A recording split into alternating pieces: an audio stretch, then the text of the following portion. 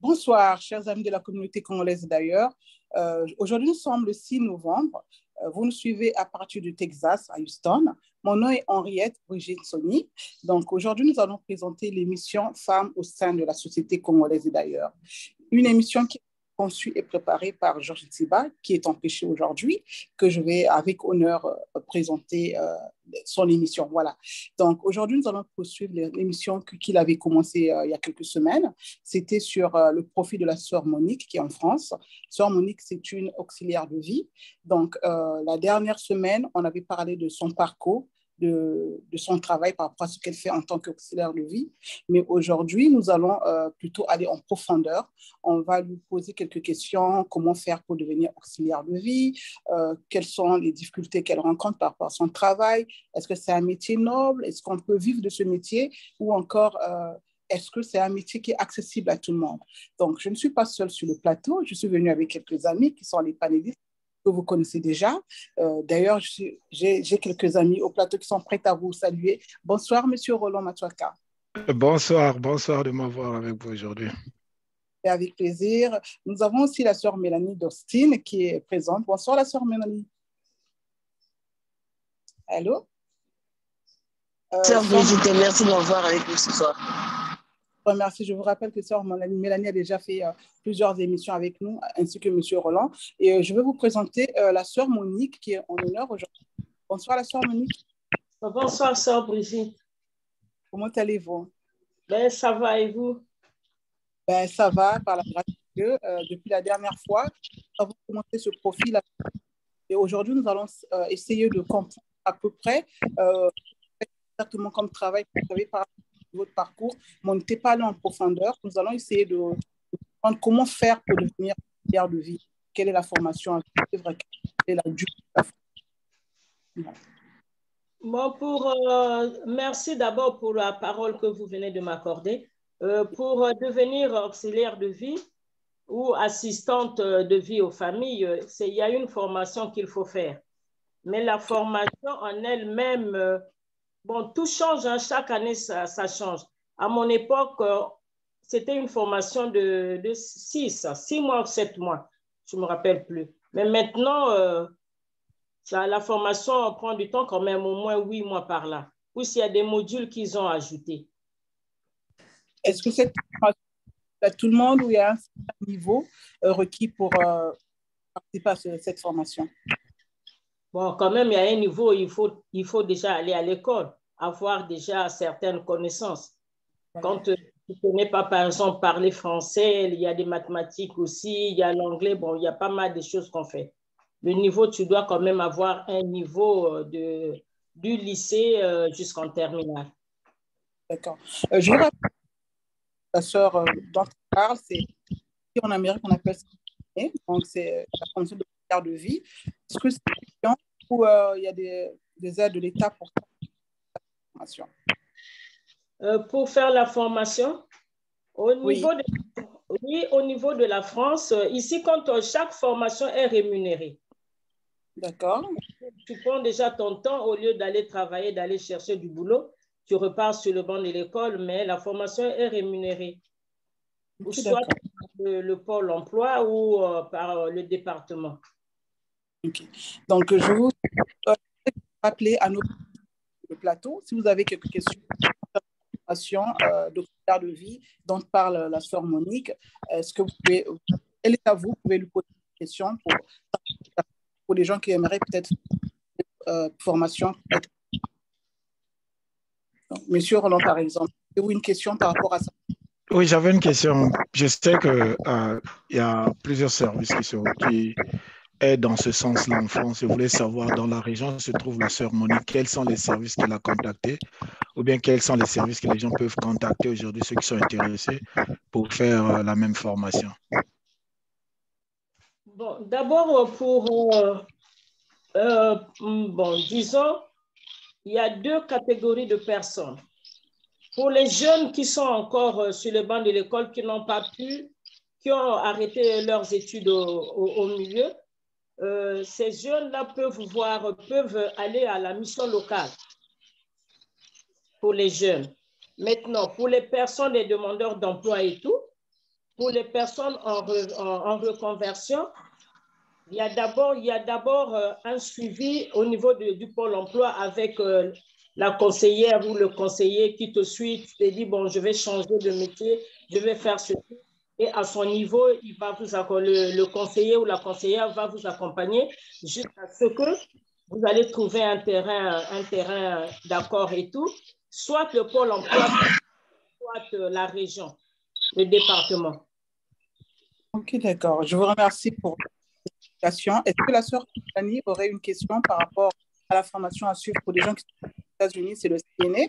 Peut-être que vous pouvez nous éclairer si la sœur par rapport à ça.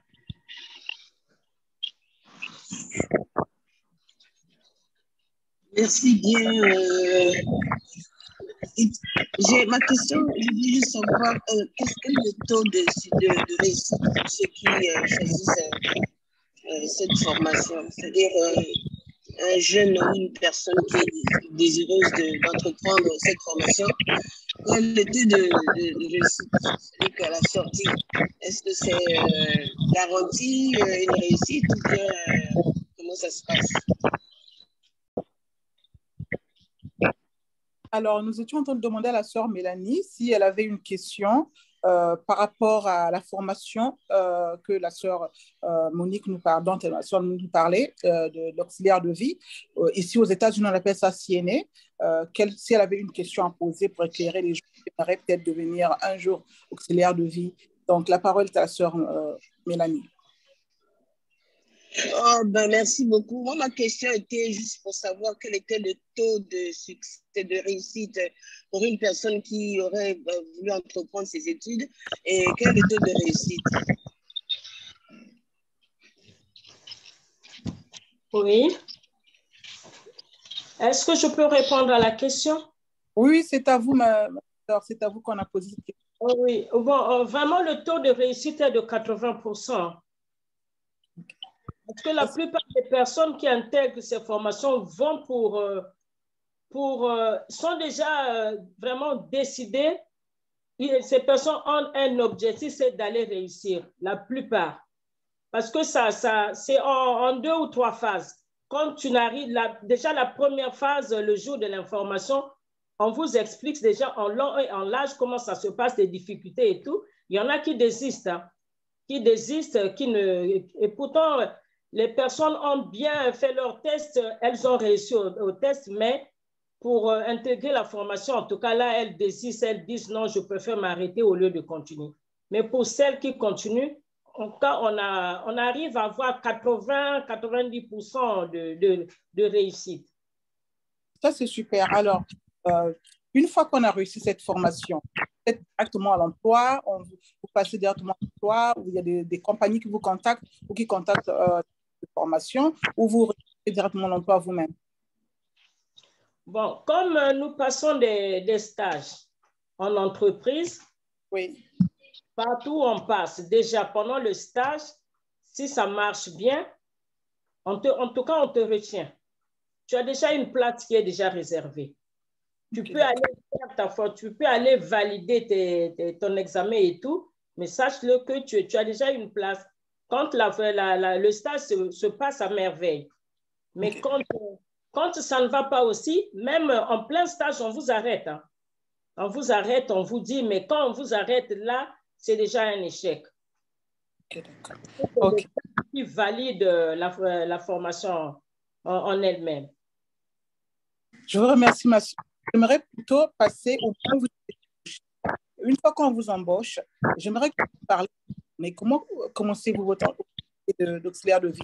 Une fois que vous arrivez à votre lieu de travail, qu'est-ce qui se passe à ce moment vous, là, dans l'agence? Bon. Moi, je vais d'abord vous expliquer comment ça s'est passé mes premiers jours. Oui. Là où je travaille aujourd'hui, j'ai d'abord fait mon stage là-bas. Et le stage, bon, ça s'est bien passé et tout. J'avais déjà une place retenue. Vraiment, avant même qu'on donne les résultats, moi, je ne connaissais rien. Mais eux, ils étaient déjà au courant. Et eux, ils m'avaient déjà appelé pour me dire, ça y est, ta place y est là, quand est-ce que veux-tu commencer? Moi, j'avais dit non, non, non, je ne vais pas commencer maintenant, je vais d'abord me reposer parce que j'ai eu beaucoup de mois à étudier, j'ai mal à la tête, je n'ai pas envie d'entamer aussitôt.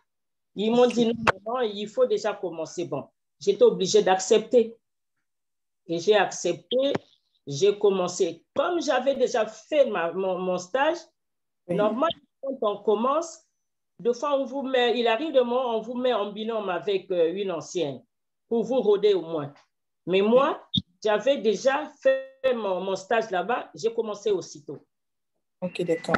Donc, votre journée se déroule lorsque vous arrivez, est-ce que vous présentez le malade ou la malade, ou vous connaissez déjà la personne, votre patient, à vous en occuper, ou c'est comment tous les jours change de patient, ou comment ça se passe exactement? Il arrive des moments où on vous présente, on vous emmène déjà sur le terrain. Oui. Déjà, moi, je le fais à domicile. Je ne suis pas dans une maison de retraite, dans une résidence, mais c'est à domicile que je le fais, donc de maison en maison. OK. Et là, quand j'avais commencé, on m'avait donné mon planning avec les clés. Il fallait se rendre sur place. C'est à toi-même de te vendre au fait. Tu viens, tu te présentes. Tu dis à la personne, je viens de la part de la mairie qui m'a envoyé, je suis auxiliaire de vie, je m'appelle Monique, je viens m'occuper de vous et tout. Bon, vous commencez à faire connaissance avec la personne. Déjà, okay, le premier jour, c'est dur quand même. Vous rentrez chez quelqu'un qui ne vous connaît pas, qui ne vous a jamais vu, mais la personne a quand même entendu parler. On lui avait passé un coup de fil pour lui dire que non, il y a une personne qui viendra s'occuper de vous. C'est une nouvelle. Voilà. OK, donc ça, c'est comme votre journée, en fait, de travail. Vous venez toquer à la porte et vous vous présentez et la journée commence. Voilà. Quand vous venez, vous avez des clés. Oui. Vous venez, vous ouvrez. Quand on commence tôt à 7 heures du matin, la personne, elle est au lit. Il faut la réveiller. Une personne au lit, il faut la réveiller, vous vous présentez et tout, elle vous accueille. Ben, il arrive des moments, on peut même avoir un refus et la personne vous dit, en tout cas, moi, je ne vous reçois pas. Je ne vous reçois pas, sortez de chez moi et tout. Ben, il faut seulement avoir une persévérance gentiment. Tu lui parles, mais non, je suis venue m'occuper de vous, je m'appelle X, Y, ben, ne vous en faites pas, ça va bien se passer. Mais non, quand elle insiste, vous appelez le bureau et vous partez. Ou bien vous appelez l'astreinte. Mais si c'est la personne qui vous ouvre la porte, vous sonnez, elle vous ouvre la porte. Et elle vous accueille. Si elle vous ouvre, déjà, c'est bon. Mais quand elle ne vous ouvre pas, n'insistez pas. Des fois, elle vous dit, il arrive des moments, elle vous dit à l'interphone que non, non, non, je ne vous reçois pas. Wow. Et là, vous devez de tourner le dos et partir. Appelez quand même les responsables pour leur expliquer et continuer chez une autre personne. Ah, ça, c'est super. Parce que là, c'est pas de votre faute. C'est pas comme si vous ne pouvez pas travailler et la personne qui ne veut pas recevoir chez elle. Je ne sais pas si le professeur Matuaka a une question à poser par rapport à votre journée, au début de votre journée, ou encore, comment dirais-je, comment dans la semaine. Moi, je voulais juste savoir, puisque on vous envoie, donc c'est la commune qui vous envoie, la commune prévient la personne. Et je vois que c'est très utile de pouvoir établir le rapport dès le départ et être sûr que tout se passe bien. Mais est-ce qu'on vous envoie chez des personnes différentes chaque jour ou bien c'est chez les mêmes personnes ou bien est-ce que ces personnes-là vous réclament quand ils se rendent compte que vous avez fait un travail de bonne qualité?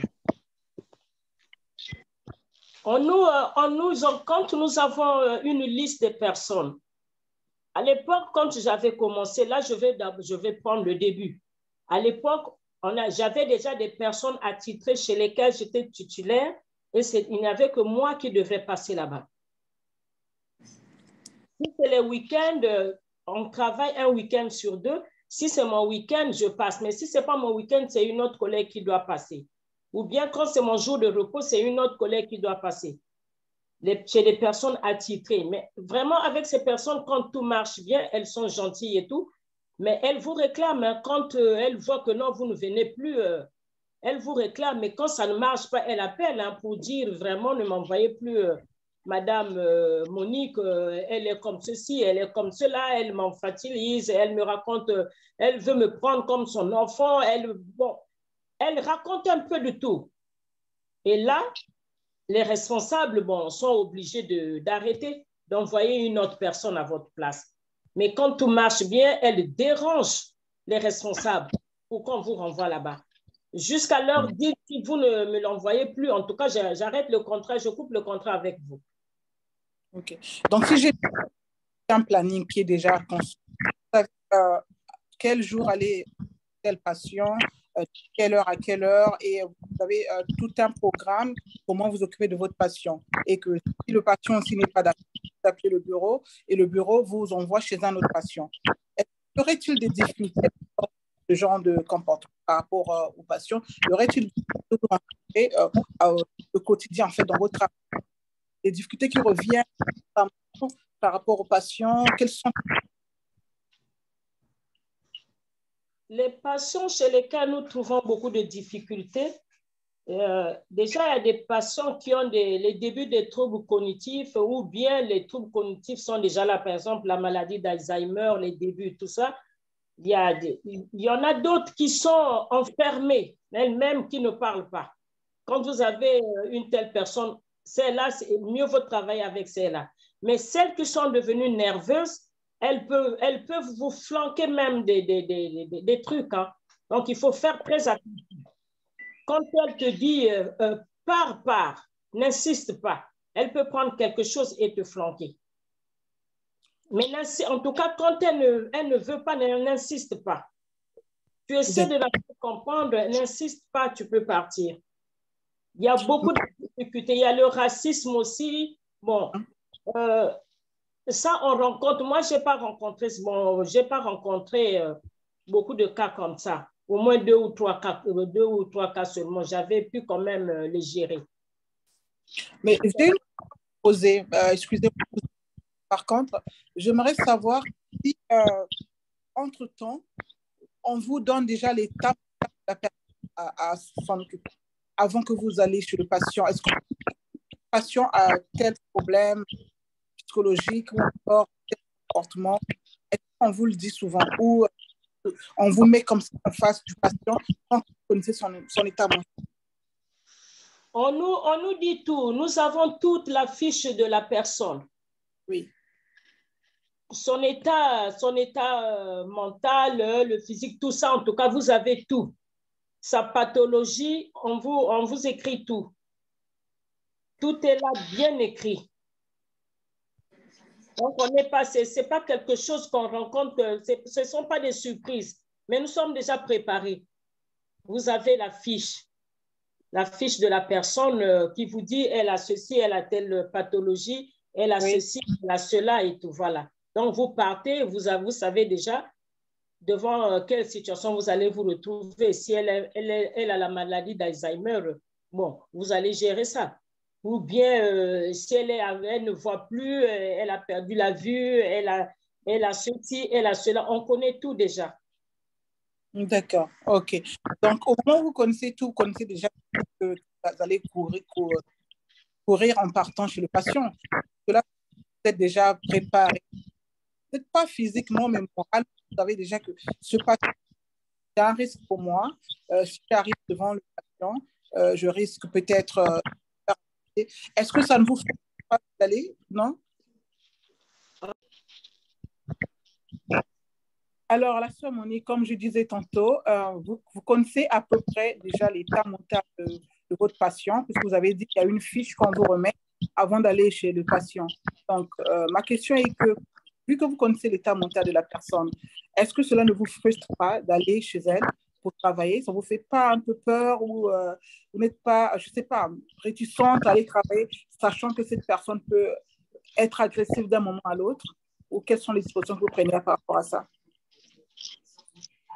Comme je connais la pathologie de la personne, j'ai la fiche mission entre mes mains. Ça ne me fait pas peur parce qu'à la formation, nous avons appris tout ça.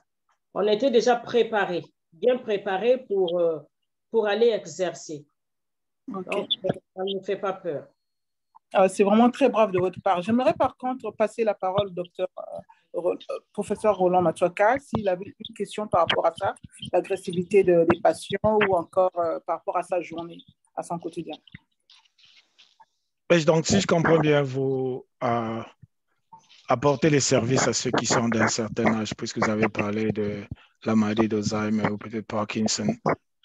J'aimerais savoir, quand c'est la pathologie, on peut comprendre, et peut-être même l'agressivité, comme vous avez dit, vous êtes obligé de partir pour ne pas subir des coups.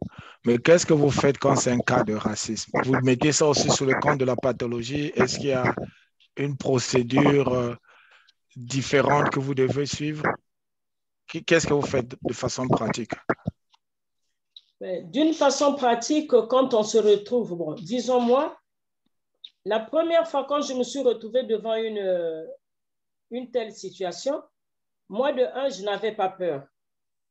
Quand la personne m'avait dit que non, ce n'est pas une noire qui va prendre soin de moi aujourd'hui. Moi, j'ai employé mon côté humoristique en lui disant ceci, que moi, je ne suis pas noire et vous n'êtes pas blanche non plus. Oui, en tout cas, cette dame, je lui avais dit ça. Je lui ai dit ça et son mari qui va me dire, mais non, non, non, moi, je n'ai pas de problème avec des personnes de couleur, c'est ma femme. Ma femme n'aime pas les noirs. Je lui ai dit, il y a une chose que je veux vous dire, vous allez comprendre ça aujourd'hui. Je crois que vous n'avez jamais entendu parler. La terre tout entière nous appartient, les noirs. Partout où vous irez, vous nous trouverez. Donc, ça me fait pas peur. Si vous ne voulez pas, moi, je vais partir, je vais vous laisser comme ça dans cet état, ou bien vous appelez le bureau. Et ils ont appelé le bureau. Le bureau, ils ont répondu à la dame que non, nous, on n'a pas une autre personne à vous envoyer. On n'a que, Monique. Et en plus, quand vous avez signé le contrat, vous ne nous avez pas demandé une catégorie de personnes qui devraient passer chez vous. Si vous ne l'acceptez pas, bon, on arrête le contrat. Voilà. Et à ce moment-là, ils ont accepté de vous recevoir, c'est ça? Ben oui, elle avait accepté de me recevoir. Et quelques jours, le premier jour, bon, elle était un peu réticente et tout. Le deuxième jour, tout a bien marché, ainsi de suite, nous sommes devenus des copines. Alors, Roland, vous avez une autre question à lui poser par rapport à l'agressivité et autres? Oui, non, finalement, je me rends compte que c'est simplement faire preuve de tact.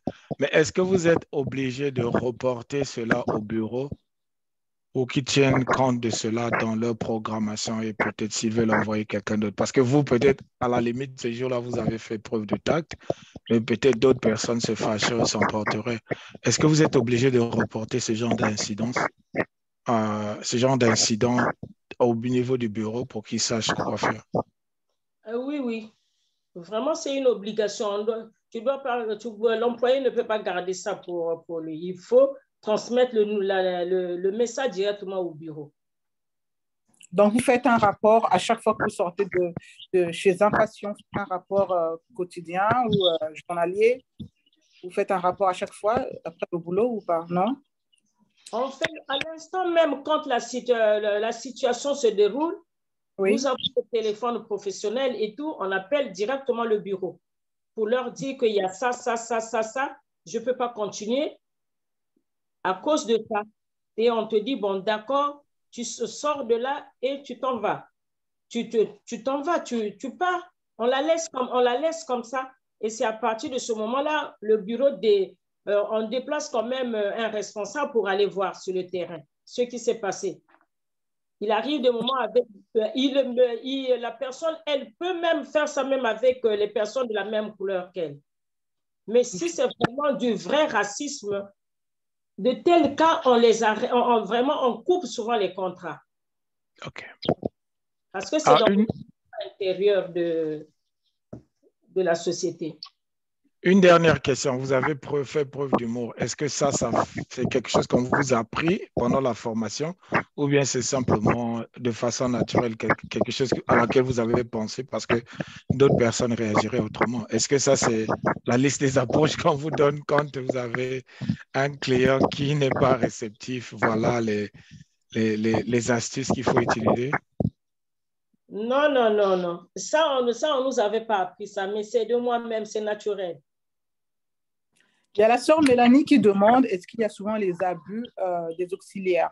Bon, elle n'a pas précisé quel genre d'abus. Est-ce que c'est l'abus physique ou moral ou sexuel? Je ne sais pas. Elle aimerait savoir.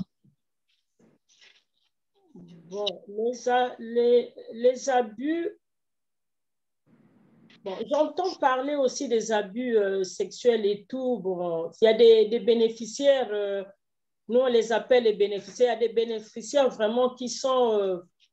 bon, ces genres de personnes, ce sont des personnes qui ont été malades pendant longtemps, mais qui sont vraiment pervers, quoi. En fait, je reprends la question. Je ne sais pas ce qu'elle voulait dire. Elle voulait savoir s'il y a des auxiliaires qui abusent des patients. En fait, c'est cela. Eh ben, ah oui, il y a des auxiliaires qui se comportent mal aussi. Oui. Qui se comportent mal. Il y en a qui arrivent même à voler des trucs chez les bénéficiaires. Ça dépend. OK. Okay. Ok. Et autre chose, est-ce que vous rencontrez des difficultés avec votre institution ou votre compagnie, vos responsables? Est-ce qu'il y a des moments où on vous complique la vie? Par exemple, on va vous envoyer que chez des clients difficiles ou encore par rapport au paiement ou comment ça se passe avec vos responsables ou votre compagnie? Au sein de vraiment avec mes responsables, je peux dire que c'est comme une lettre à la poste. Vraiment. Il n'y a pas de problème. Depuis que je suis arrivée, je suis à ma 3e directrice, mais en tout cas, tout se passe très bien. Il n'y a pas de problème. Pour ça, non. Je n'ai jamais eu de problème avec eux. Okay. Quand il y a un problème, déjà, je n'ai pas de bénéficiaires qui se plaignent, des personnes qui se plaignent que non, Monique se comporte mal, non. Ça, c'est déjà, je peux dire, j'ai ce côté-là, j'ai appris à vivre avec tout le monde. Les bons, les mauvais, je sais comment les gérer. Mais quand même au niveau de ma société, quand je leur dis que telle personne, j'irai plus chez elle, on ne me pose même pas la question. On me dit vraiment, c'est bon. Là, ils ne me posent pas la question parce qu'ils connaissent que non, moi, je ne me plains pas. Mais quand je dis ça, avec cette personne, ça ne marche pas, donc je n'irai pas. Quand il y a des situations difficiles aussi, on m'envoie. Je suis presque la dernière. Quand on m'envoie, ça ne marche pas, on arrête. J'essaie de gérer des situations difficiles, vraiment des situations très difficiles, je sais les gérer. J'aimerais un peu revenir sur la question de la sœur Mélanie. Lorsqu'il y a des abus comme ça, c'est-à-dire lorsqu'il y a un auxiliaire qui abuse d'un patient ou d'une patiente, ou lorsqu'il y a des vols, quelles sont les mesures qu'on attribue à l'auxiliaire de vie? Quelles sont les conséquences qu'il subira comme punition? Bon, avant qu'ils prennent des décisions, ils doivent d'abord mener des enquêtes. Parce que les personnes âgées, moi je ne les appelle même pas les personnes âgées, nos aînés, les aînés là, ils ont des comportements aussi qui sont difficiles. Ces personnes, il arrive des moments, peuvent porter des mots, des faux témoignages en votre nom, que non, elle a fait ça, ça, ça, ça. Non, la première fois, on laisse tomber. Quand il y a 2 ou 3 qui se plaignent et eux, ils mettent en place des systèmes pour essayer d'enquêter. Voilà. Jusqu'à ce qu'on va tomber nez à nez et là, vraiment, on t'arrête. Et quand vous parlez d'arrêter, est-ce qu'on appelle la police ou on arrête votre contrat du travail? Non, on n'appelle pas la police.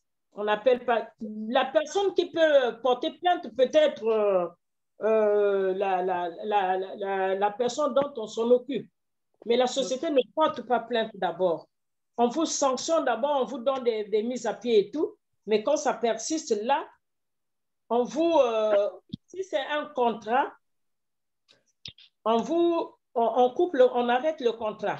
On résilie vraiment le contrat. Mais si, comme c'est la fonction publique, si vous êtes déjà fonctionnaire de l'État, bon, là, ils vont essayer de...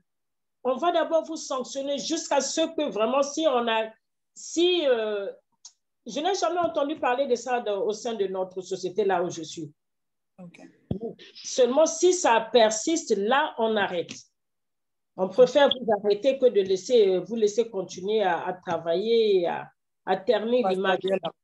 Voilà. Est-ce que la sœur Mélanie aurait une autre question à poser à propos de ce sujet-là, cette question qu'elle a posée? Est-ce qu'elle aimerait poser autre chose comme question? Sinon, on va avancer. Ou sinon, si M.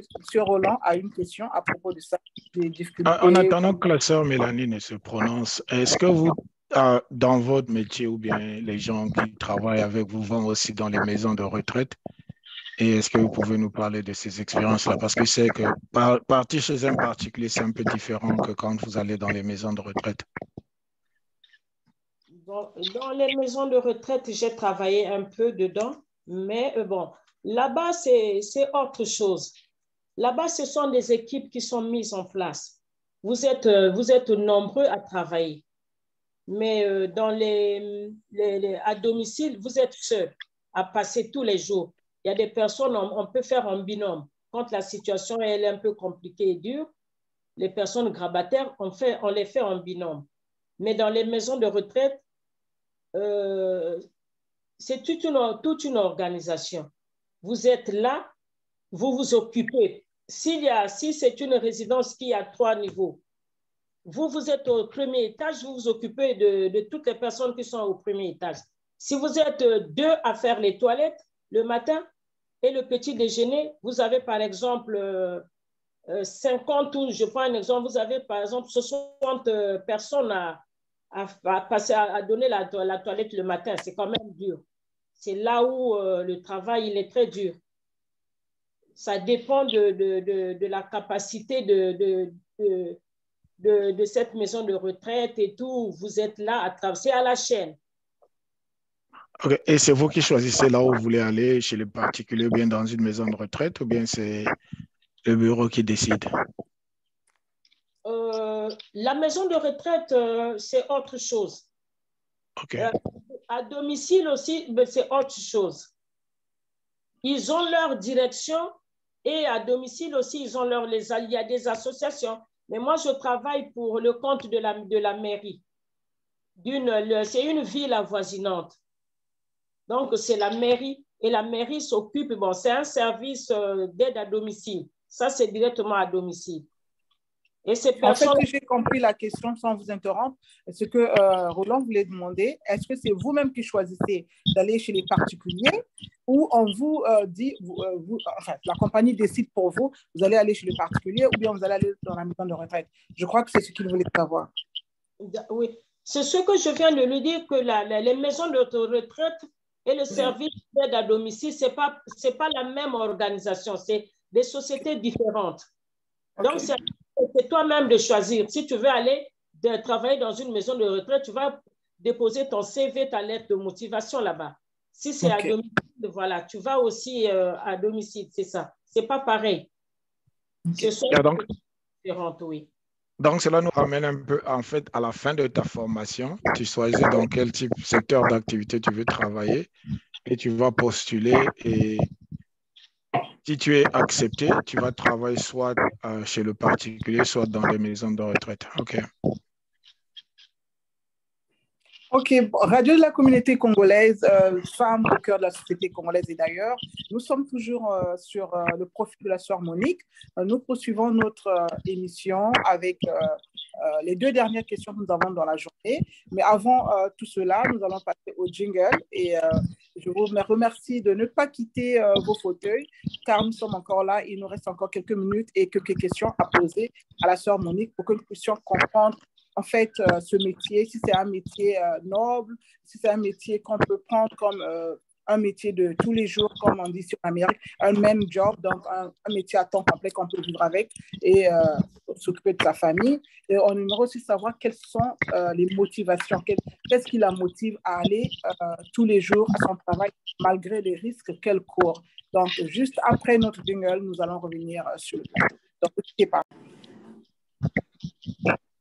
Je vous remercie. Nous reprenons donc notre émission.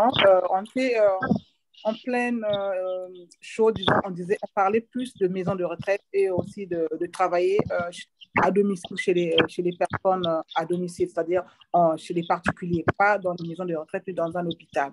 Mais j'aimerais revenir encore sur la maison de retraite ou encore sur les maisons, comment on dit ça encore, les maisons closes, pas closes, comment dirais-je ça encore? Les maisons de repos, voilà. Vous avez fait une certaine différence, comme quoi les gens qui travaillaient dans les maisons de retraite travaillaient un peu plus à la chaîne. Donc, je voudrais savoir, comme vous dites, pas travailler à la chaîne, est-ce qu'il y a plusieurs personnes avec plusieurs expériences ou encore différentes expériences ou différentes catégories de métiers? Je parlerai de formation, oui. Et de formation. C'est-à-dire, est-ce que vous pouvez nous expliquer à peu près quel est le rôle d'une auxiliaire de vie, d'une aide-soignante ou d'une infirmière dans une institution comme ça, quand vous êtes dans une maison de retraite, vous, en tant qu'auxiliaire de vie, que faites-vous et que fait l'aide-soignante ou l'infirmier? Pouvez nous expliquer à peu près comment ça se passe dans une maison de retraite, vous savez?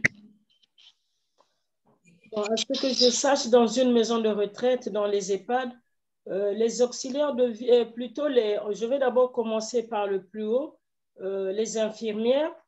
Il y a les infirmières, il y a les aides-soignantes, les aides-soignants et il y a les auxiliaires de vie.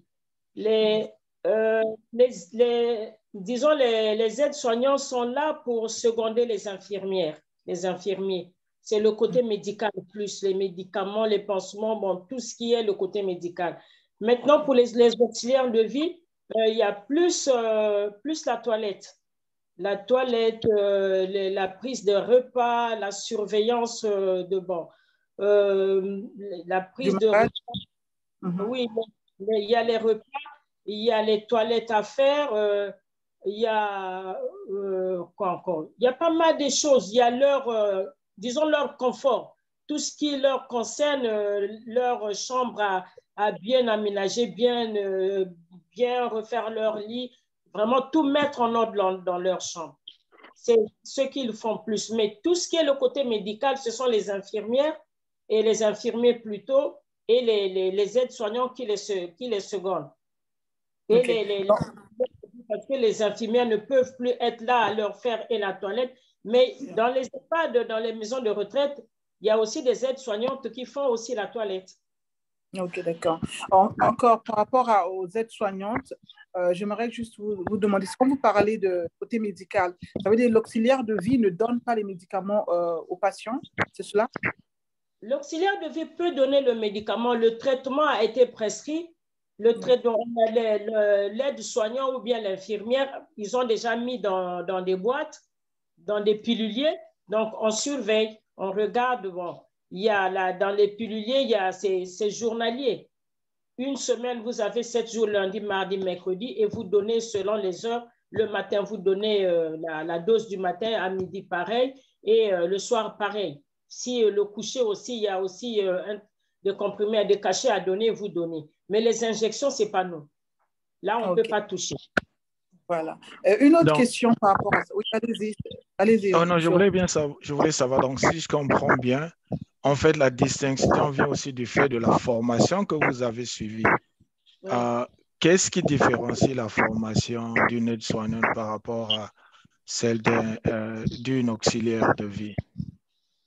Bon, la formation d'une aide, déjà quand on commence d'abord par la formation des auxiliaires de vie, le début, il y a des domaines où nous apprenons ce que les aides-soignantes apprennent. Maintenant, comme il y a d'autres choses, maintenant, quand on rentre le côté médical, ça, nous, on ne fait pas ça. Maintenant, si l'auxiliaire de vie veut continuer, là, il faut forcément faire la formation maintenant d'aide-soignante. Et quand vous intégrez cette formation, il y a des modules que vous ne pouvez plus faire parce que vous avez déjà appris ça. Il reste une petite partie à faire. OK. Et tout ceci se distingue par rapport au diplôme. C'est-à-dire, si vous n'êtes pas allé jusqu'au bout, vous ne pouvez pas être aide-soignante parce que vous n'avez pas eu tous les acquis ou comment? Non, non, non. Les acquis des personnes, de l'aide à la personne, c'est autre chose. Maintenant, oui. Si vous voulez continuer, ça c'est une autre formation, ce n'est pas la même. OK. Donc, voilà. Si je comprends bien, vous êtes un peu comme les routiers, c'est-à-dire que si tu veux conduire un taxi ou une voiture de tous les jours, il y a une certaine formation de base que tout le monde suit. Et si vous voulez maintenant les gros camions et plus, vous devez avoir une formation de base. Parce que je comprends aussi que donner les médicaments à boire, c'est différent que faire une injection. Parce qu'une injection, ça comporte des risques et il faut une formation particulière. Et donc, c'est pour cette raison, par exemple, qu'une auxiliaire de vie ne peut pas, par exemple, faire une injection qu'une aide-soignante pourrait faire. Et dans la communication et le rapport entre les auxiliaires de vie, les aides-soignantes et les infirmières, est-ce que le courant passe bien? Est-ce que chacun connaît sa place, chacun fait son travail pour le bien du malade ou bien parfois il y a des chevauchements et des prises de bec? Bon, partout, il y a toujours des prises de bec, hein, mais il suffit seulement d'avoir d'avoir des personnes qui comprennent. On est là pour se seconder. Oui. Ce que nous faisons, eux, ils ne peuvent pas le faire. Donc, chacun fait sa part et il suffit que le travail soit bien fait. Mais il peut arriver qu'une infirmière vous nargue, genre, tu n'es qu'une simple auxiliaire de vie, fais ce que je te demande. Ça arrive souvent ou c'est très rare? Ah non, ça c'est rare, hein. Ça c'est rare. On se respecte. Eux, ils connaissent déjà leur niveau, à quel ils peuvent s'arrêter et tout. Et nous aussi, on sait à quel niveau nous, on peut s'arrêter. Donc, chacun connaît ses limites, quoi. Yeah. Voilà. Chacun connaît ses limites, il faut vraiment les poser. Quand elles viennent, nous, on est en train de faire notre boulot. Eux, ils attendent que termine et qu'on leur cède la place. Et quand nous aussi, on vient les trouver en train de faire leur boulot, nous, on les laisse finir les soins et après, nous, on continue d'autres soins corporels. OK. Donc, si je vous ai bien compris, vous êtes la partie du confort et du bien-être du malade, c'est-à-dire tout ce qui est son confort, sa nourriture, son lit et tout ça et tout. Mais j'ai aussi appris qu'il y a souvent des malades qui sont comment on appelle ça, sous traitement alimentaire, qui ne mangent pas, par exemple, salé ou sucré, ou comment cela se passe? Comment saurez-vous que non, ce malade ne peut pas manger cette nourriture qui est salée, ou est-ce qu'il y a aussi un plan par rapport à ça? Oui, comme je venais de le dire tantôt, que nous avons des fiches, et dans ces fiches, tout est détaillé. Il y a des personnes qui sont diabétiques, donc il y a un régime. Et nous, on connaît déjà cette personne, elle est diabétique. Il faut maintenant suivre il faut suivre le régime diabétique. La personne est hypertendue, elle ne peut pas prendre du sel et tout. On sait déjà que cette personne, elle a telle pathologie, il y a ça à faire. Donc, on suit ce que la fiche mission nous détermine. Donc, et ça, c'est plus facile quand on est chez un particulier. Mais si vous êtes dans un service comme une institution, comment le faire? Bon, non, là-bas aussi, c'est pareil. Toutes les fiches des personnes sont dans l'ordinateur. Quand tu tapes, on te donne une personne à faire. Quand tu vas dans la chambre d'une personne, avant d'aller, tu rentres tu tapes son nom, tu vas dans son dossier et on te montre tout ce qu'il faut faire. La personne, elle a ça, donc tu suis ça. Pour ne pas faire du mal à cette personne, si tu ne suis pas ça, tu peux te retrouver même avec un accident, la personne peut mourir même. Donc, il faut suivre, vraiment, il faut tout suivre à la règle. Ok, je vous remercie. Monsieur Roland, est-ce que vous aurez une question par rapport à ça? Oui, je pense que je comprends bien. Nous posons des questions parfois qui paraissent simples et du bon sens, mais en fait, c'est important parce qu'il y a ceux qui veulent s'engager, mais se disent qu'il y a trop de choses auxquelles il faut prêter attention et on ne sait pas si on va faire des erreurs. Et c'est très bien que vous ayez répondu à ces questions. Mais qu'est-ce que vous faites, par exemple, des secrets, des vies privées des malades? Parce que moi, je travaille, même peut-être pas directement avec des malades, mais les informations sur les malades, nous savons que même quand c'est ahurissant, on ne va pas crier cela sous les toits. Et comment se passe ce secret médical ou secret personnel et vie privée des malades? Comment vous parvenez à distinguer entre les soins que vous devez administrer et ce qui est strictement de la vie privée personnelle de la personne que vous assistez? Bon, dans les fiches mission, nous avons presque toute la vie de la personne. Nous avons toute la vie de la personne devant nous. Et pendant les formations, on nous dit attention à la discrétion. Il y a des secrets qu'on ne peut pas divulguer. Tu ne dis rien, ce que tu vois avec tes yeux, comme on le dit chez nous, que tu vas avec tes yeux, tu prends la bouche, tu laisses à la maison, tu ouvres seulement tes oreilles, tu entends, tu regardes. Mais la bouche, elle est restée à la maison, donc tu ne peux pas aller divulguer, prendre les secrets d'une personne, aller dire de moi que non, telle personne, elle est comme ceci, comme cela. Non, tu peux faire la prison parce que la famille peut te porter plainte. Okay. Donc, vous êtes soumis à une certaine confidentialité, en fait, oui. Oh, j'essaie d'imaginer, tu vois, la tendance, par exemple, comme on dit au pays, que Songui, et quand déjà les vies des gens te sont livrées comme sur un plateau, tu connais les détails, tu connais les déboires, parfois dans leur corps, dans leur intimité, tu peux connaître certaines choses. Et si tu n'es pas un professionnel, évidemment, c'est très difficile de garder la bouche fermée. Merci pour ta réponse. Ben, nous voyons que la sœur Mélanie qui nous a rejoint. Donc, la sœur Mélanie, nous parlons de secrets et de confidentialité lorsqu'on entretient les malades. Est-ce que vous aurez une question à propos de ce sujet-là? C'est-à-dire, les auxiliaires de vie ou encore les aides-soignantes sont soumis à une certaine confidentialité. Est-ce que aimeriez-vous poser une question par rapport à ça? Quels sont les risques au cas où vous divulguez, par exemple, les secrets d'un malade? Quels sont les risques ou les conséquences qu'ils peuvent encourir?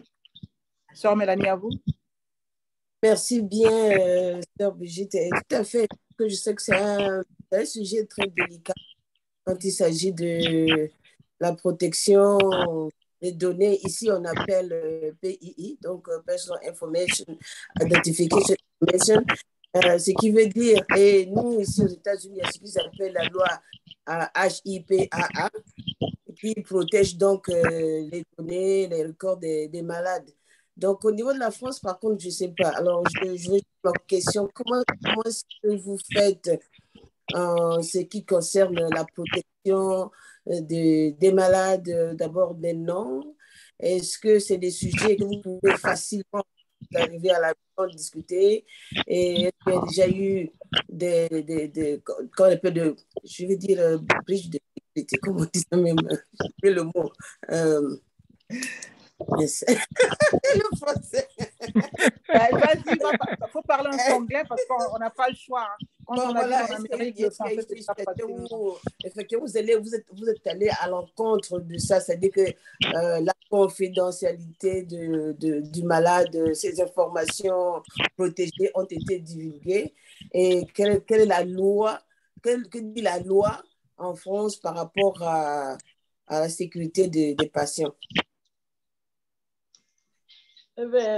Partout, je crois que la loi condamne tout ça. C'est pas tout. On peut mettre à votre disposition que des choses, disons des choses concernant votre domaine, dans le domaine où vous allez intervenir. Mais il y a d'autres qu'on peut pas vous livrer. On vous livre seulement les données qui sont sur disons, qui émanent de votre domaine, là où vous allez intervenir et tout, ça s'arrête là. Maintenant, vous pensez que quelqu'un... Je suis désolée, allez-y. Si on vous dit, par exemple, bon, je prends un exemple, que la personne, elle est séropositive, elle a le sida.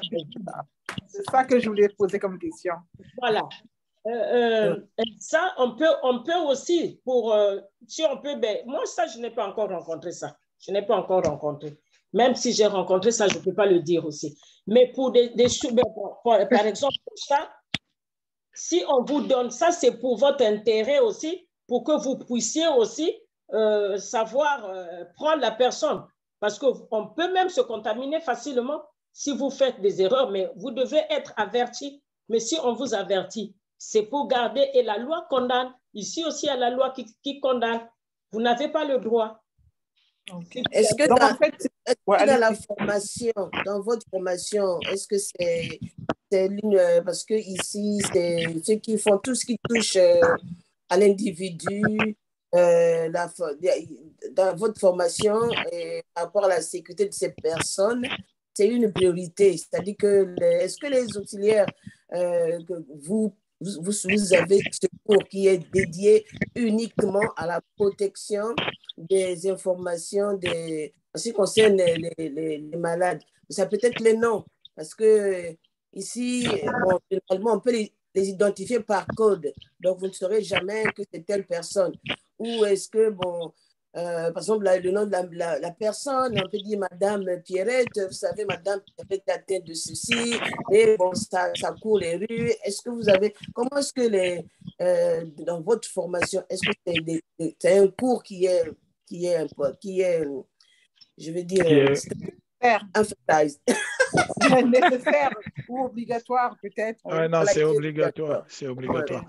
Je pense que la difficulté, souvent, moi, en fait, ce que j'ai appris ici aux États-Unis, par exemple, pour des personnes âgées dans les maisons de retraite, il y a l'institution maison de retraite, il y a les personnes qui viennent travailler comme les aides-soignantes et les auxiliaires de vie, mais il y a aussi la famille qui n'habite pas là-bas. Il y a des informations qui...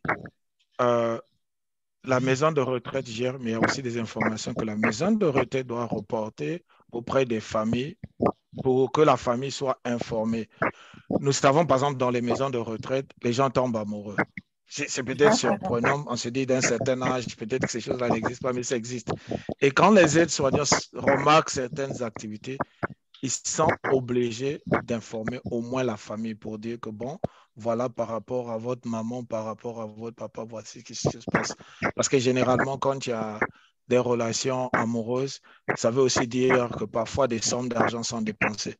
Et on ne veut pas qu'il y ait abus pour que, par exemple, si maman se met maintenant à retirer trop d'argent dans son compte, si c'est pour prendre soin d'elle parce qu'elle a quelqu'un à côté avec qui elle est devenue attachée amoureusement, ça va. Et si c'est peut-être aller maintenant sortir des sommes énormes, la famille doit savoir pour prêter attention. Maintenant, à votre niveau, c'est privé. Je me demande si vous avez aussi ce genre d'obligation ou bien c'est purement le confort du malade et le reste, c'est pas à vous de dire. Bon, disons pour le sujet que tu viens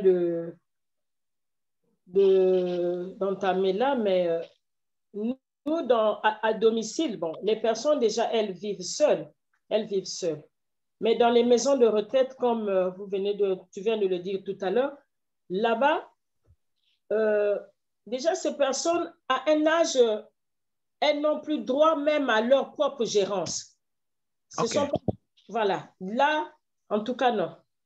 On fait tout parce qu'il faut les protéger. La loi les protège déjà. Il y en a comme même la famille, même les enfants n'ont pas accès au compte. Ces personnes sont sous tutelle. C'est pour éviter cet abus-là. J'aimerais juste savoir, est-ce qu'ils tombent amoureux entre les patients ou entre les patients et les auxiliaires de vie ou Non, les auxiliaires de vie, même ici, c'est interdit. En fait, officiellement, tu ne peux pas déclarer ton amour. Même moi, en tant que professeur, même si j'ai mon étudiante, je ne peux pas dire que officiellement afficher mon amour parce que ça devient un conflit d'intérêts, un trafic d'influence. Parce que même si l'étudiante ne voulait pas, évidemment, elle va vouloir accepter parce qu'elle a peur que tu vas lui donner zéro. Macron, alors, Oui.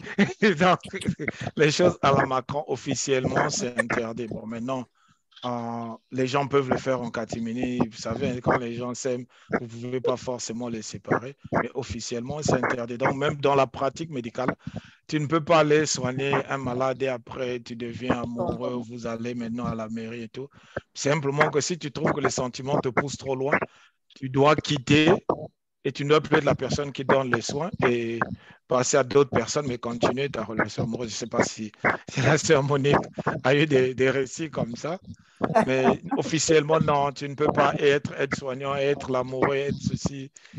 ça devient trop confus dans qui est qui.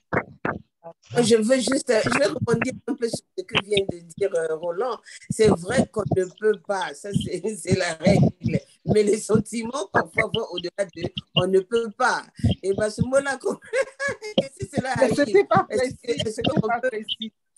Il avait Non, parlé c'est dans tout le monde, dans tout le monde professionnel, c'est comme ça. Nous, ici, par exemple, ceux qui suivent le sport, il y a un entraîneur de basket qui a été viré parce qu'il sortait avec une personne dans son staff. C'était consensuel, mais officiellement, il n'était pas supposé le faire parce que c'est un trafic d'influence et abus d'autorité. Donc, il a dû quitter son poste. Et c'est parce qu'ils vont revenir ensemble, mais ce n'était pas permis. Donc, il y a beaucoup de choses comme ça.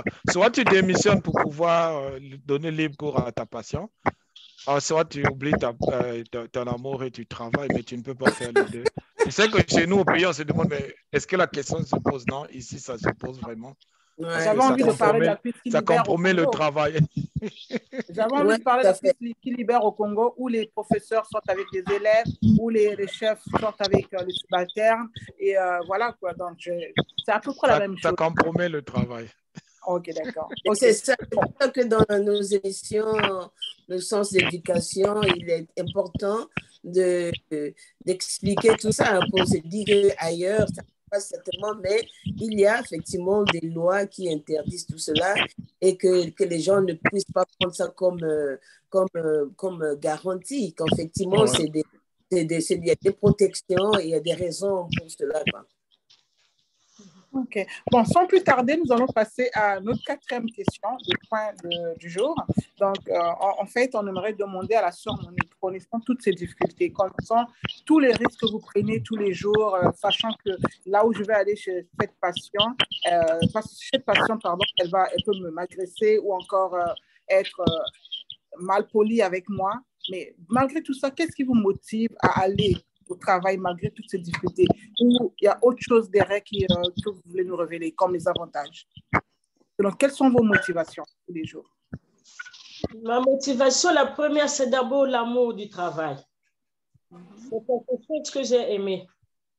D'accord. Voilà. La première des choses, c'est d'abord celle-là. OK. Donc, vous aimez bien ce que vous faites, en fait. Voilà. Je savais déjà à quoi j'allais être exposée.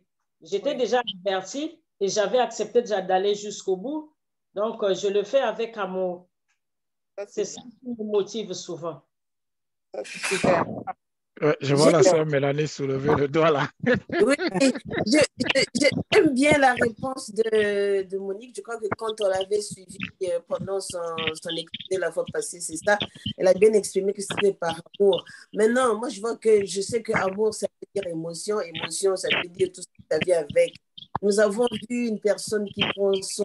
Généralement, quand on prend aussi soin de la personne ou des personnes, on arrive aussi à être un peu attaché. Alors, moi, ma question, c'est comment est-ce que vous vivez que la personne à laquelle vous êtes en train d'adresser les soins et tout ça, et que vous venez un matin et quand vous dites cette personne est morte? Quel est l'effet que ça fait? C'est-à-dire que l'amour, parce qu'on voit l'amour et c'est vraiment un attachement. Et comment vivez-vous la mort de vos patients? Ben, ça, c'est quand même quelque chose. Hein. Quand on a connu la personne, moi, j'ai eu déjà à accompagner, j'ai perdu 3 personnes. Et il y a une là, elle est morte dans mes bras. On était en train de discuter, elle rentrait de l'hôpital, mais ce jour-là, elle est venue mourir à la maison. Et pourtant, elle était déjà bien. Mais elle partait dans mes bras tout doucement, je l'ai vue arrêter de respirer et tout. Les secours sont arrivés trop tard. Les secours ont essayé de la réanimer et tout, mais elle était déjà morte. Mais ça fait mal quand même. Ça fait mal. Et ce jour-là, quand j'étais rentrée à la maison, j'avais pleuré.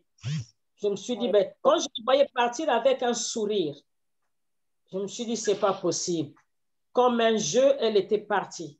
Ça fait mal. Des personnes que nous avons connues, tu as connu la personne pendant 3 ans, 4 ans. Tu as cheminé avec elle quand même pendant longtemps, tu la connais mieux. ben, vraiment, tu la connais de A à Z. Hein? Et quand elle part, ça fait un vide. Ça fait vraiment un vide et ça fait mal. Ça, c'est sûr. Et vous avez le temps de faire le deuil, le temps de peut-être prendre un jour de, c'est pas, recueillement, ou bien simplement le lendemain, vous repartez au boulot?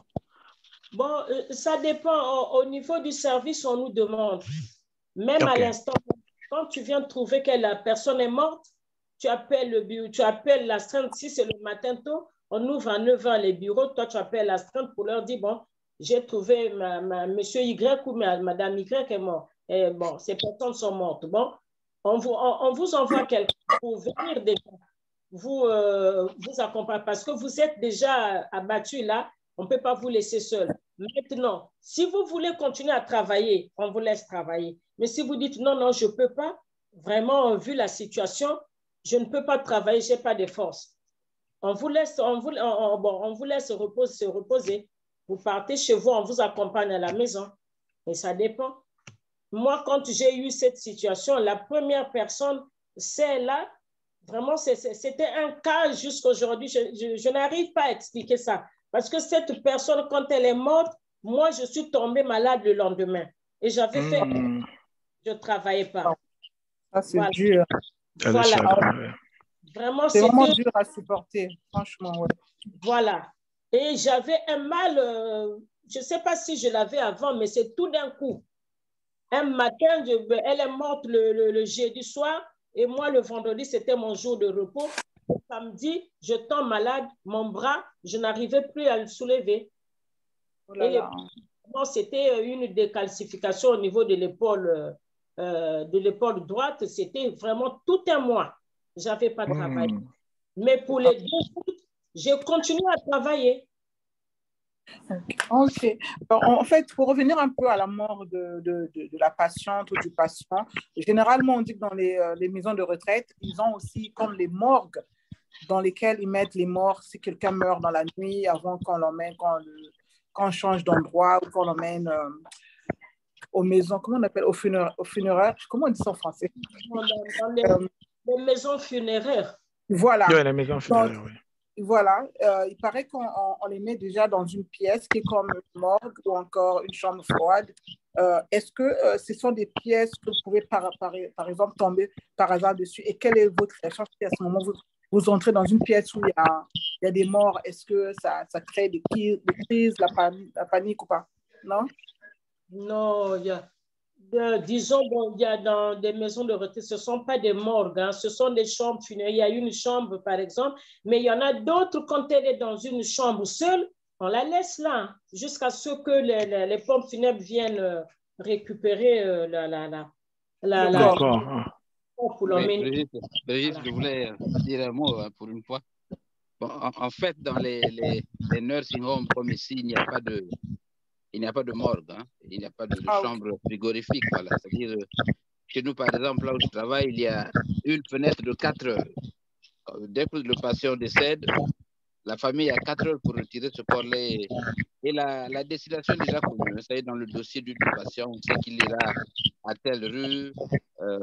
Voilà. Et on demande donc aux patients, aux parents, de passer peut-être pour quelques minutes visiter le corps sur place. Bon, certains pensent que ce n'est pas nécessaire, hein, et ils simplement vous demandent de l'envoyer à la morgue. Mais vous ne trouverez pas de genre de salle frigorifique dans les locaux de ces maisons-là. Non. Ok, d'accord. Bon, maintenant, pour les aspects motifs qu'elle a évoqués, vous comprenez que on demande toujours aux auxiliaires de considérer les clients comme des patients. Oui. Hein, pas comme des parents, mais des patients. C'est-à-dire que vous voyez un peu la position dans laquelle se trouve un médecin qui est en train de faire une petite chirurgie. Vous pleurez, mais il continue à vous mettre le bistouri, hein, sur votre vie. Ça, c'est vrai, pour sauver votre vie. Lui, voilà, lui il va pas subir votre peine. Autrement, il ne pourra pas faire son travail. Donc, c'est un peu ça. Donc, il faut se surpasser. On sait parfois que des aides soignantes ont des relations, on appelle ça ici des social relationships, hein, c'est-à-dire que ça va au-delà de l'aspect professionnel. Et donc, quand le patient décède, ça devient un problème personnel. Et c'est justement ça qu'il faut éviter. Voilà. Mais est-ce que ceux-là aussi, on leur apprend ça pendant la formation, à gérer d'émotions? Bien sûr. Oui, il faut gérer ton émotion. Il faut, par exemple, quand le patient décède, on demande aux professionnels, notamment aux agents qui sont là, de libérer la salle et de permettre à la famille de visiter le corps. Et donc, vous n'avez pas besoin de rester avec eux, hein, parce que vous devez vous occuper, vous atteler à d'autres tâches, justement. Mais il faut toujours maintenir votre professionnalisme, éviter de pleurer, hein, d'avoir des espèces d'émotions devant le public, ce qui peut dénoter d'une faiblesse d'esprit quant à la formation que vous avez reçue, parce qu'on vous a formé, on vous a même dit pendant la formation que ça pourrait arriver que votre meilleur patient décède dans vos bras. Ça arrive souvent, voilà. Malheureusement. Je vous remercie pour cet éclaircissement. Donc, nous allons sans plus tarder au 5e point. Donc, c'était... est-ce que le métier que vous faites d'auxiliaire de vie ou d'assistante de vie est un métier noble ou encore un métier que vous pouvez dire, OK, je peux vivre avec ça, aider ma famille avec ce métier? Bon, d'abord j'aimerais dire ceci, que c'est vraiment un métier très noble. OK. Un métier très noble, mais qui n'est pas considéré. Voilà. Ça, de ce côté, je crois qu'ils sont en train de revoir ça. Ici même, au niveau de la France, bon, il y a eu quand même un petit changement. On a senti ça ce mois-ci. Il y a eu un petit changement. Il y a eu une loi qu'on a votée là. On va essayer de faire quelque chose. Ils ont déjà commencé. Mais c'est vraiment un métier qui n'est pas considéré. Déjà, mais qu'est-ce que vous entendez par là, pas considéré? Vous voulez parler de quoi en disant pas considéré? Est-ce qu'il est mal rémunéré? Est-ce qu'on vous manque de respect? Et les ressources peut-être aussi. Voilà, la rémunération, c'est pas celle-là. Le travail, on fait beaucoup. C'est un métier qui demande... Bon, il y a d'abord le côté physique, le côté moral, tout ça. Vraiment, c'est un travail qui demande de l'endurance. Vous êtes là en train de gérer et les humeurs des gens, le côté moral des gens et tout ça. Il faut les gérer au quotidien tous les jours. Et le stress du travail, ben, c'est quand même dur, mais la rémunération, c'est pas celle-là. Voilà. Bah, ici, par exemple, aux États-Unis, il y a quelques années, c'était à $10 de l'heure ou 15 $, c'est le bon endroit où vous trouvez. Mais aujourd'hui, on parle de 20 à 25 $ de l'heure. Donc, je suis sûre que la France va quand même revoir vos conditions et vos payes. Enfin, vos payes. Oui, c'est ça, Brigitte. Tu vois, on veut réduire l'écart entre, notamment le traitement entre les infirmiers, les aides-soignants et les auxiliaires, parce que cet écart-là est tellement important qu'on croit que le travail que les auxiliaires font est un travail peut-être pas trop intellectuel. Voilà, c'était la conception malheureusement que les gens avaient. Mais maintenant, ici, par exemple, où je me trouve, bon, ici aux USA, on a pensé qu'il fallait un peu relever ces traitements-là et on a appris il y a quelques mois que ces salaires sont passés pratiquement de 14 $ minimum à près de 23-24 $. Vous voyez déjà l'heure, j'entends. Bon, allez faire les calculs, ça c'est déjà bien pour une aide, comment on appelle ça ici, pour un CNA, ici c'est CNA. Hein. Voilà. Je tiens seulement à souligner que à la différence de la France, aux États-Unis, c'est beaucoup plus, tout est privé en général et donc il suffit simplement d'une loi du gouvernement pour que cela ait des répercussions un peu partout. En France, c'est un peu plus compliqué parce que, par exemple, le cas que vient d'expliquer la sœur Monique, elle est sous la houlette du gouvernement. Donc, c'est le gouvernement qui doit décider de mieux rémunérer ses employés qui travaillent dans ce sens-là, puisqu'elle est rattachée à la mairie. Son service est rattaché à la mairie. Et c'est un peu difficile et un peu compliqué. Et même là, quand je parlais, par exemple, des finances que les malades doivent, ou bien les patients doivent gérer, c'est aussi différent parce que chez nous, même là où tu vas te faire soigner, le type d'aide que tu peux recevoir, là, le type de maison de retraite où tu peux passer le reste de tes jours, c'est aussi lié à combien vous avez, quelles sont les richesses de la famille, quel est le type d'assurance que vous avez, quelles sont les Ah ressources que oui. vous avez, qu'est-ce que la famille. C'est un peu plus compliqué. En France, c'est un peu plus Voilà. global parce que tout le monde a plus ou moins le même traitement. Et je Ouais. pense que c'est ça aussi qui joue même dans l'attitude et l'action, les œuvres et le travail que font les aides soignantes et les auxiliaires de vie. Donc, je pense que c'est bien de tenir cela en compte aussi. Donc, s'il faut, si j'ai bien compris, c'est un travail qui est dur, qui est physique, mais qui est mal rémunéré. Est-ce que cela veut dire qu'on peut vivre de ce travail, avoir ce travail comme un travail, comment dirais-je, temps plein?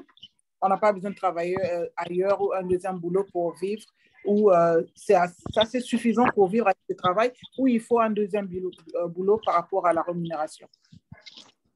Bon, pas trop exagéré, on peut vivre avec ça parce que nous avons quand on signe des contrats, il y a des contrats de 31 heures la semaine ou 30, donc ça dépend 35 heures la semaine ou 28 heures. Mais c'est selon le contrat qu'on va te faire signer le contrat que tu vas accepter. Mais avec ça, tu peux quand même vivre.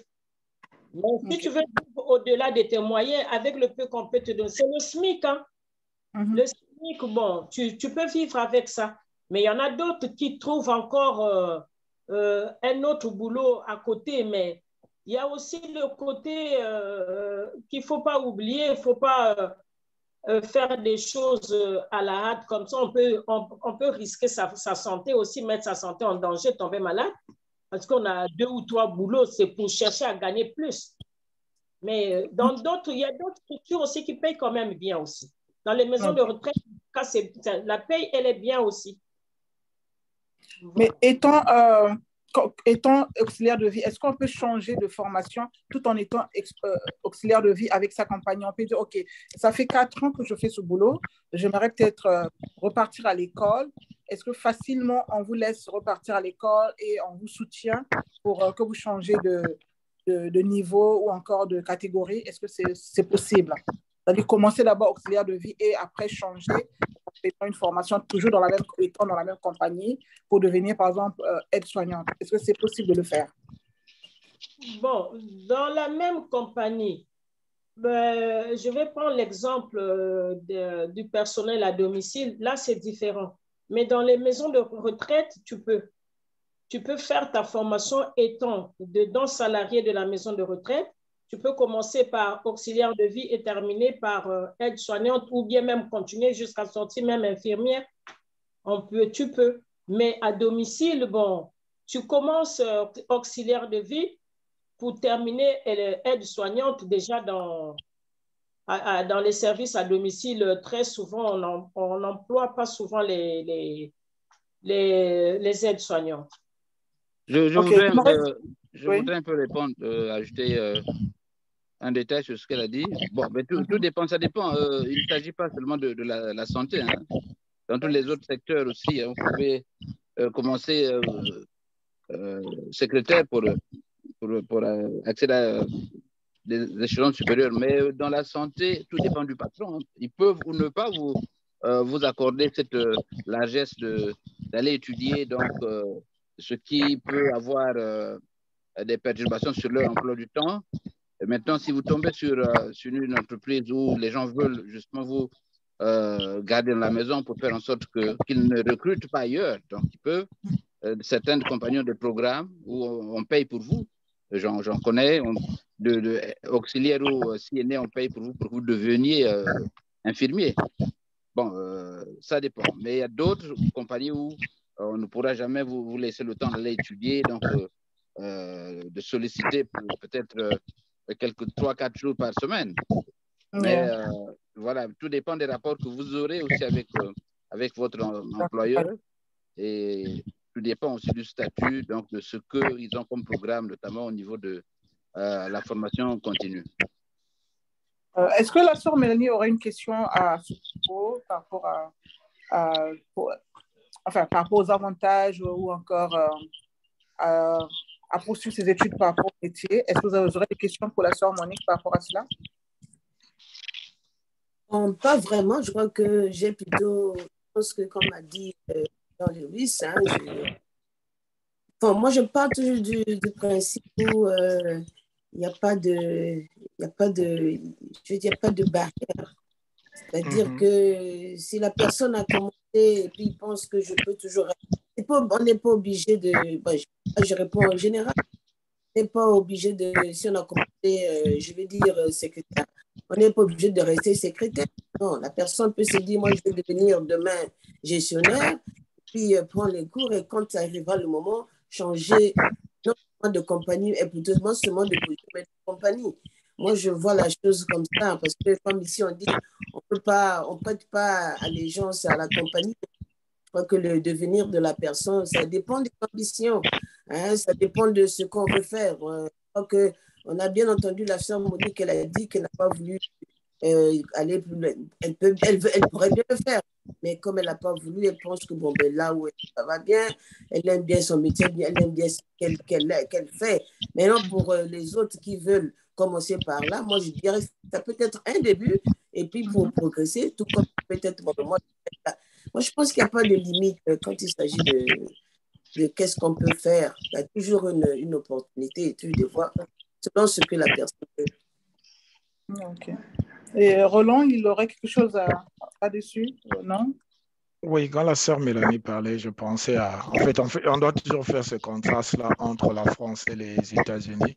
En France, la sœur Monique travaille pour la mairie, donc, mais qui dit mairie dit directement le gouvernement. Et donc, il y a aussi les statuts de retraite qui rentrent en ligne de compte, les nombres d'heures minimum, il faut travailler.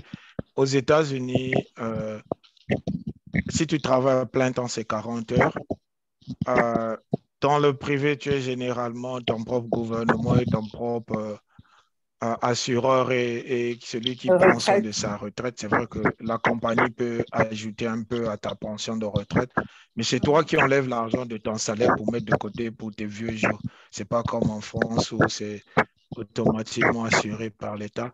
Et ça aide ici du côté des États-Unis parce que même les enfants qui sont à l'école, surtout ceux qui sont à l'université, ils font ces formations-là et ils vont travailler sur le terrain, mais ils continuent continuer d'aller à l'école.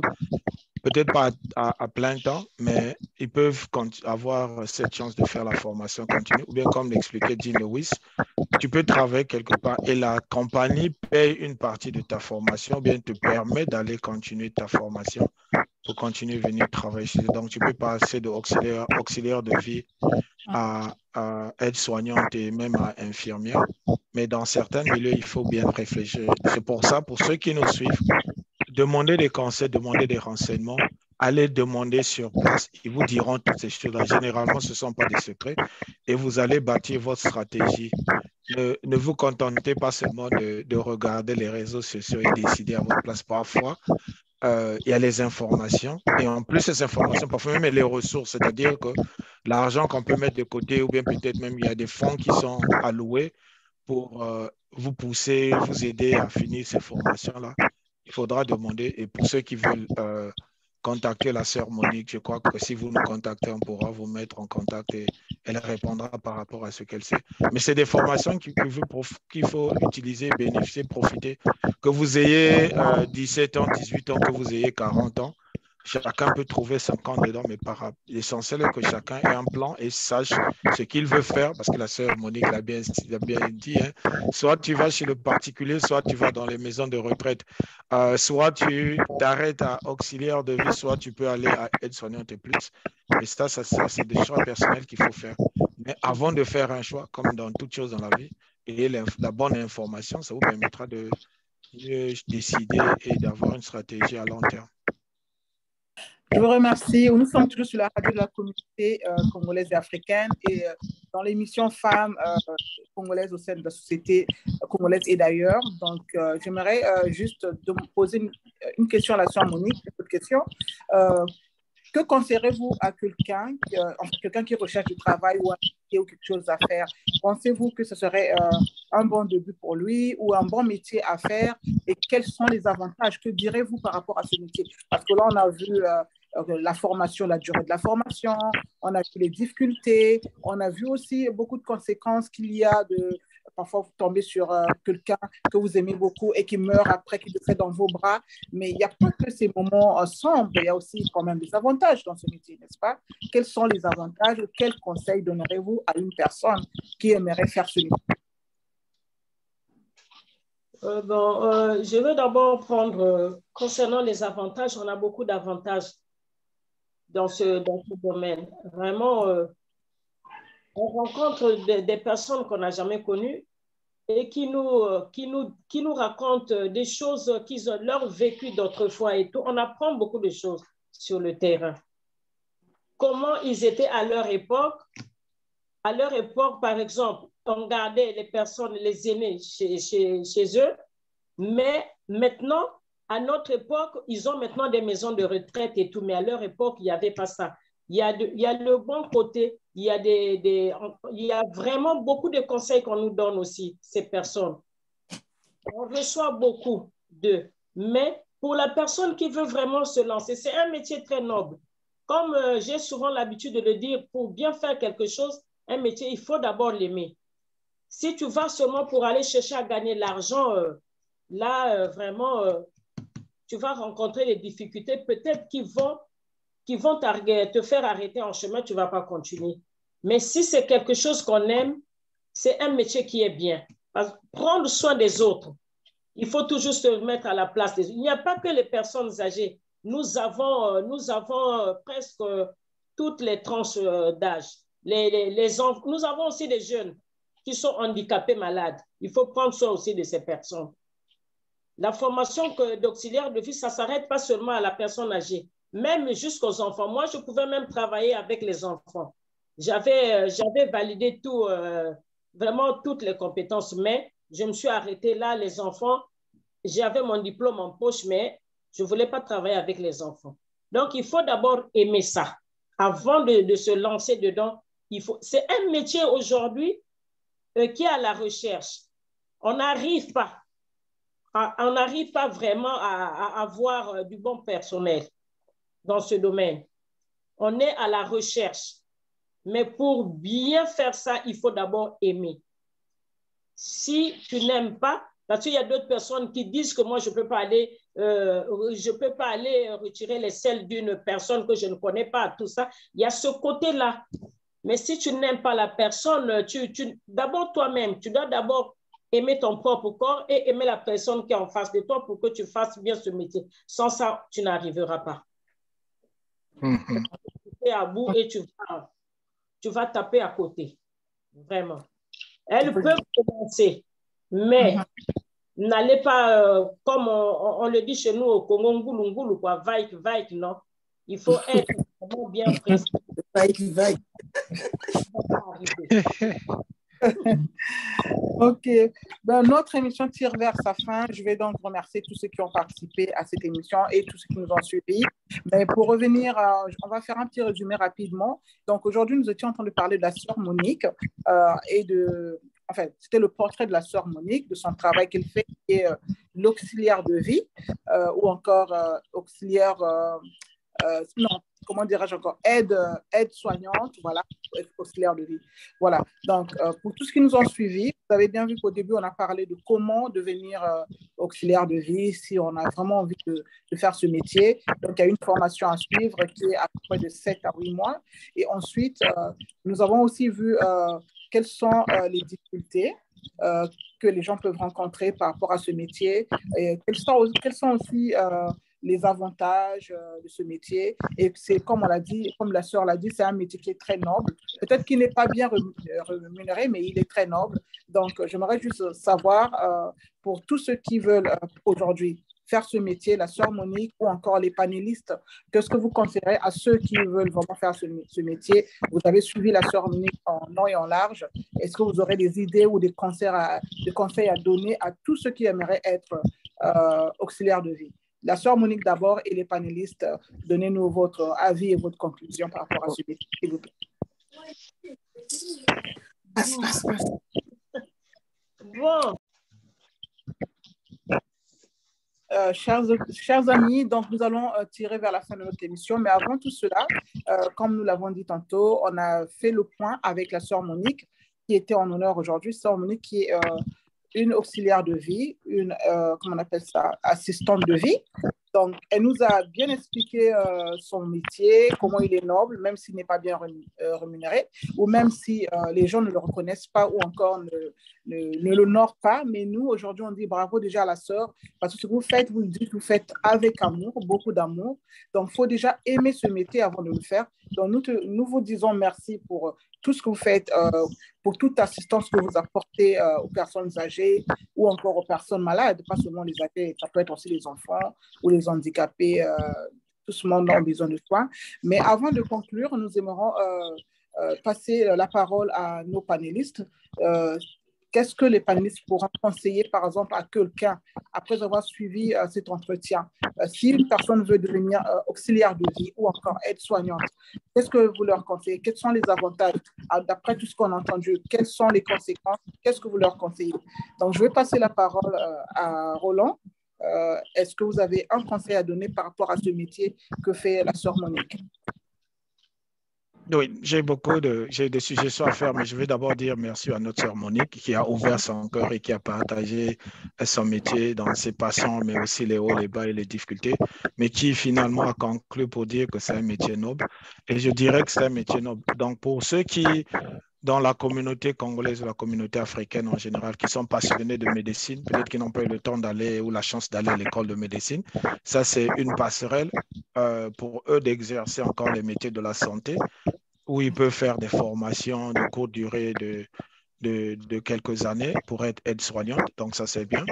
Ceux qui peut-être sont en train d'hésiter et qui ne savent pas est-ce qu'il faut s'engager sur le long terme, ils peuvent aussi essayer le court terme, faire et tester. Peut-être qu'ils vont s'y plaire.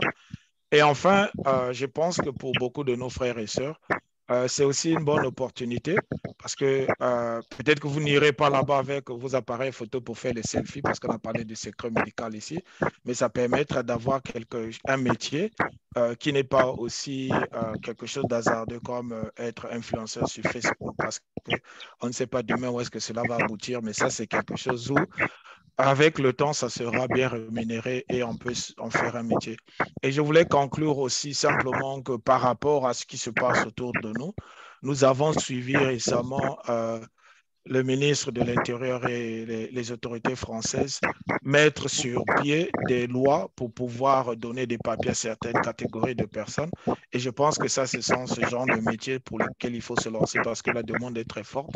Vous pouvez facilement aussi avoir ces papiers-là si la loi passe et ça peut permettre de régulariser votre situation en France, ça peut permettre que vous puissiez bien gagner vos vies.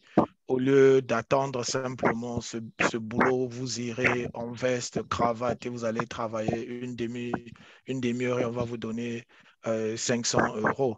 Donc, je pense que c'est une opportunité pour beaucoup d'entre nous.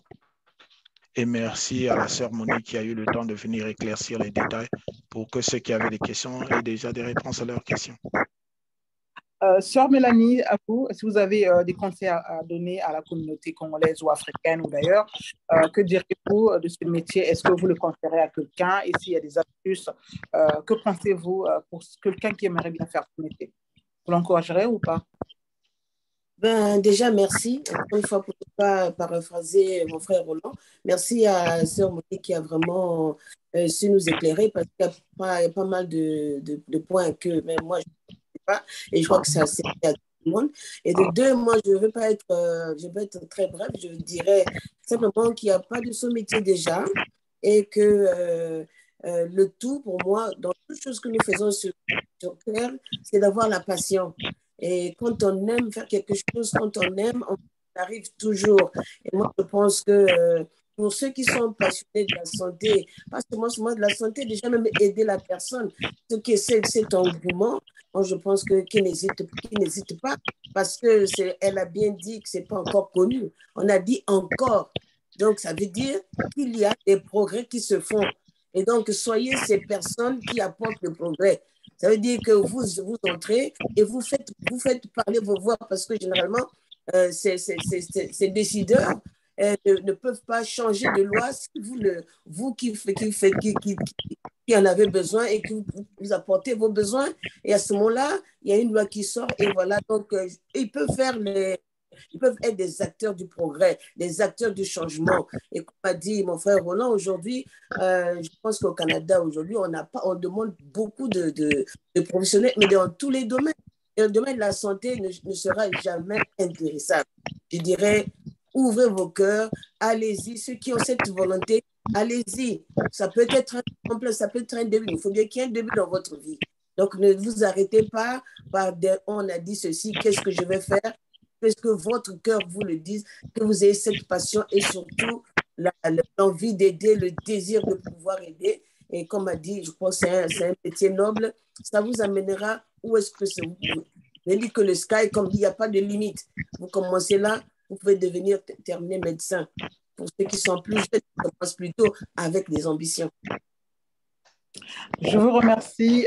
Vraiment, c'était un plaisir de vous avoir reçu sur ce plateau et surtout la sœur Monique qui a pris tout son temps de bien nous expliquer ce métier d'auxiliaire de vie que beaucoup ignorent ou encore que beaucoup, dirais-je, rejettent ou ne respectent pas.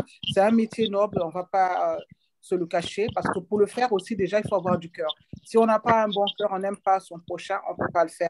Et nous vous remercions, sœur Monique, pour tout ce que vous faites pour tous ceux qui ont besoin de vous. Et Dieu vous le rendra. Et je suis sûre que ce métier, comme l'a dit les autres, c'est un métier d'avenir. Et vous savez, la médecine, c'est universel. Donc, ce que vous avez appris en France, si vous venez en Amérique, ça sera la même chose. Donc, le travail de la médecine, c'est un travail qui est universel. Si vous savez faire une injection en France, c'est de la même manière qu'on fait une injection aux États-Unis ou au Congo. Donc, le métier de médecine ou encore de l'hôpital, c'est vraiment un métier qui est très noble, qui sauve des vies, qui aide les gens. Et on devrait encourager les gens à le faire.